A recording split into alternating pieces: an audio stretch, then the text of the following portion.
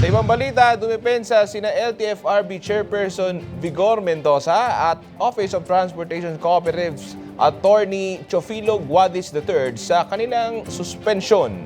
Ang reaksyon ni Mendoza sa report ni Juan Antonio. Ipinag-utos ng Office of the Ombudsman ang 6 na buwan na preventive suspension without pay laban kay LTFRB Chairperson Vigor Mendoza at Office of Transportation Cooperatives Attorney Teofilo Guadis III. Dahil yan sa di umano'y grave misconduct at conduct prejudicial to the best interest of the service. The Office of the Ombudsman has ordered the preventive suspension without pay of LTFRB Chairman Vigor Mendoza II and Office of Transportation Cooperatives Chairperson Teofilo Guadis III for 6 months for the administrative charges for grave misconduct and conduct prejudicial to the best interest of the service. The Ombudsman found sufficient grounds for the preventive suspension, citing strong evidence showing their guilt.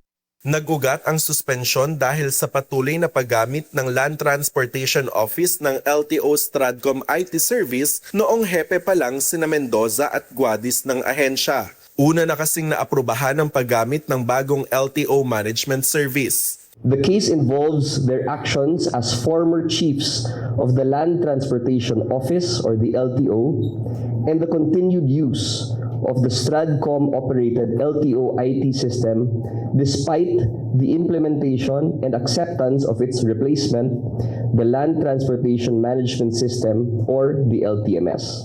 Dahil dyan, umabot sa 13.3 billion pesos ang fee burden sa mga motorista mula 2019 hanggang 2025. The continued parallel use of the old system resulted in the continued collection of computer fees from the public.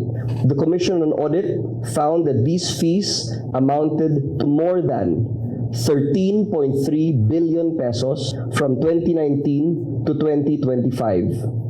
Causing what it described as an additional burden and expense for the transacting public. Sa kanyang pahayag, sinabi ni Mendoza na iginagalang nito ang desisyon ng ombudsman.